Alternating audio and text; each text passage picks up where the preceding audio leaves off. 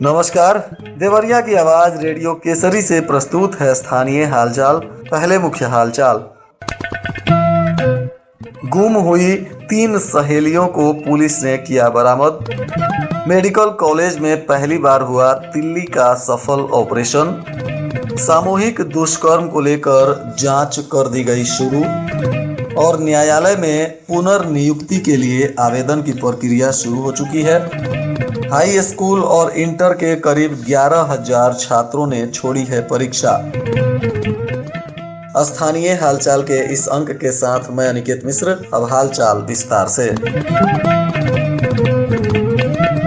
खुखुंदू थाने की 3 सहेलियां जो घर से अचानक गायब हो गई थीं, इनको लेकर लगातार पुलिस पर भी दबाव था और पुलिस इनकी बरामदगी को लेकर जांच पड़ताल कर रही थी। बताया जा रहा है कि सहेलियों ने घर से पांव बाहर निकाले, लेकिन तभी कुछ शातिर महिलाओं ने उन्हें अपना निशाना बनाया और एक ऑर्केस्ट्रा पार्टी के हवाले कर दिया। उन्हें गलती का एहसास हुआ तो किसी तरह वहां से भाग निकली। फिर देवरिया पुलिस ने अब उन्हें हिरासत में ले लिया है। उनकी गुमशुदगी की रिपोर्ट दर्ज होने के बाद पुलिस लगातार उनकी तलाशी को लेकर काम कर रही थी। बिहार में जिनके चंगुल से निकलकर किशोरियों ने घर की ओर कदम बढ़ाया था, उन्होंने भी उनकी तलाश शुरू कर दी थी, जिन्हें पुलिस ने गिरफ्तार किया है। बताया जा रहा है कि खुखुंदू थाना क्षेत्र के गांव की 14 वर्षीय और एक 16 वर्षीय जो क्रमशः 6, 7 और 9वीं की छात्रा हैं, तीनों गांव के पास से एक स्कूल में पढ़ती थीं। 10 फरवरी की शाम को घर से निकली थीं और गायब हो गई थीं, जिसके बाद काफी खोजबीन किया जा रहा था। परिवार के लोगों ने पुलिस और पुलिस अधीक्षक को भी इसकी जानकारी दी थी। अब बताया जा रहा है कि ये बच्चियां घर से गुम होकर कुछ महिलाओं के बहला फुसला लेने के बाद ये ऑर्केस्ट्रा में पहुंच गई थी, जहां से पुलिस ने बरामद किया है और अब इन पर आगे की कार्रवाई की जा रही है और तीनों युवतियों को उनके परिजनों के हवाले किया गया है।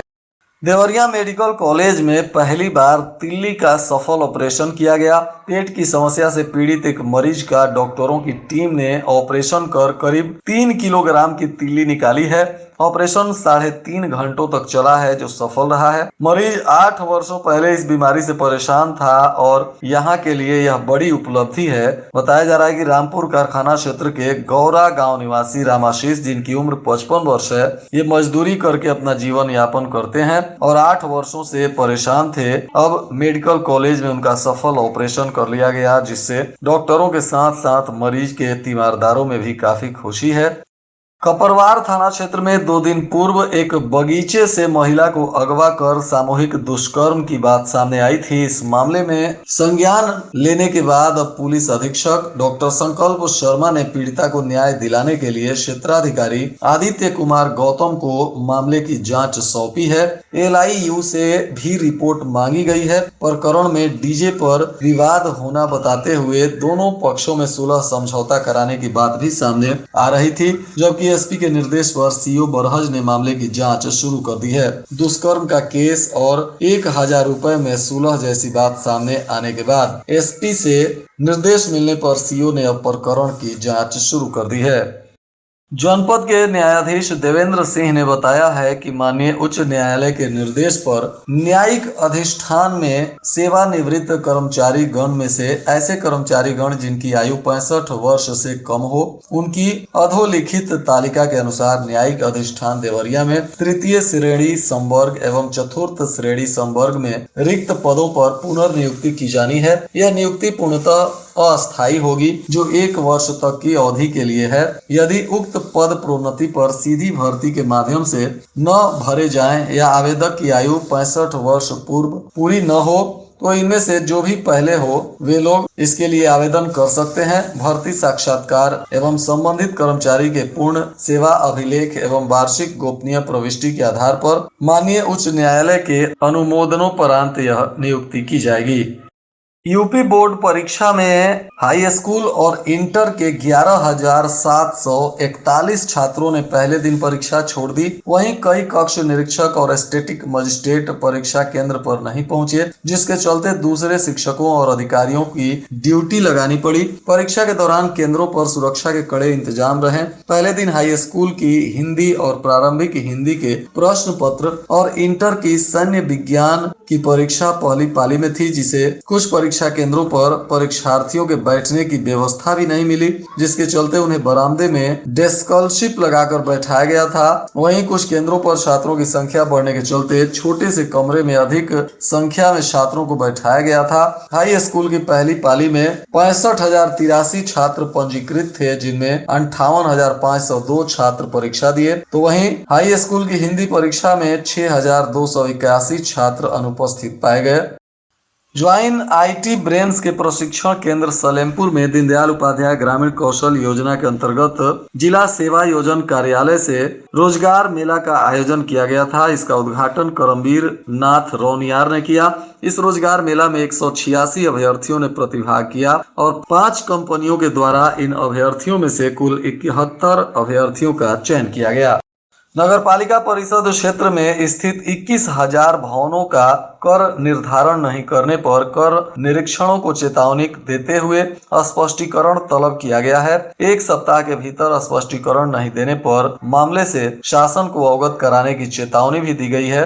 बताते चले कि नगर पालिका परिषद में इन दिनों हलचल तेज हो गई है। भवनों के कर निर्धारण में कमी से लेकर अवैध यूनिपोल तक पर निर्धारण अधिकारी से एक्शन लेना शुरू कर दिया गया है।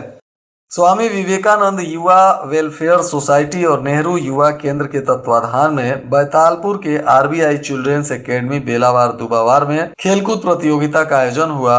2 दिवसीय प्रतियोगिता के अंतिम दिन महिला वर्ग में 200 मीटर और पुरुष वर्ग में 400 मीटर की दौड़ हुई। 400 मीटर दौड़ में पीयूष गिरी ने पहला स्थान हासिल किया। दूसरे स्थान पर शौर्य प्रताप रहे। तीसरे स्थान पर दीपांशु यादव रहे। तो वहीं 200 मीटर दौड़ में प्रिया राजभर पहली स्थान पर रहीं। दूसरे स्थान पर गरिमा यादव और तीसरे पर सत्या यादव रहीं। इन सभी लोगों को सम्मानित किया गया। कलाकार वेलफेयर एसोसिएशन ने कोतवाली रोड स्थित कार्यालय में शोक सभा का आयोजन किया। इसमें प्रसिद्ध रेडियो उद्घोषक अमीन सयानी के निधन पर शोक व्यक्त करते हुए उन्हें श्रद्धा सुमन अर्पित किया गया। इस दौरान कलाकारों ने कहा कि उनकी जादुई आवाज रेडियो श्रोताओं के सिर पर जादू की तरह काम करती रही। उन्होंने भूत बंगला, 3 देवियां, वाक्सर, कत्ल आदि फिल्मों में भी काम किया है। उन्हें 2009 में पद्मश्री सम्मान भी मिला था। शोक व्यक्त करने वालों में डॉक्टर रजनी श्रीवास्तव, डॉक्टर धनंजय पांडे, जमशेद अनवर, नितेंद्र सोनू, नितिन, सुनील श्रीवास्तव, अंकुर, रीना, प्रियंका, नीतू श्रीवास्तव, यशी, वेंकटेश आदि उपस्थित रहे। नगर पंचायत के वार्ड नंबर 3 शास्त्री नगर में प्राचीन शिव मंदिर से शिवलिंग चोरी हो गया। मंदिर के पड़ोस के रहने वाले लोगों ने पुलिस को इसकी जानकारी देकर कार्रवाई की मांग की है। बताते चले कि थाना क्षेत्र नगर पंचायत तरकुलवा के वार्ड नंबर 3 का यह मामला है, जहां शास्त्री नगर में 20 साल पुराना एक शिव मंदिर है जो काफी जर्जर हालत में बताया जा रहा है और यहीं से शिवलिंग की चोरी की बात सामने आ रही है। लगभग 5 दिनों पहले स्कूल निकले छात्र जो अब तक घर वापस नहीं आया है। अब छात्र के परिजन काफी परेशान हैं। अनहोनी की आशंका जताते हुए पुलिस को तहरीर देकर इसमें गुमशुदगी के केस दर्ज करने की मांग कर रहे हैं। मामला स्थानीय थाना क्षेत्र के मदिरा पाली बुलाकी गांव का है, जहां लक्ष्मण सिंह का परिवार किराए के मकान में रहता है। वहीं 17 फरवरी को 6वीं कक्षा में पढ़ने वाला उनका बेटा साकेत घर से निकला था और वह अब तक घर नहीं लौटा है। बिजली की शॉर्ट सर्किट से एक हार्डवेयर की दुकान में आग लग गई, जिसमें करीब 15 लाख का सामान जलने की बात सामने आ रही है। बताया जा रहा है कि आग इतनी भयानक थी कि कोई भी सामान नहीं बच पाया। फायर ब्रिगेड की 2 गाड़ियों ने काफी मशक्कत के बाद घंटों कार्रवाई करते हुए आग पर काबू पाया।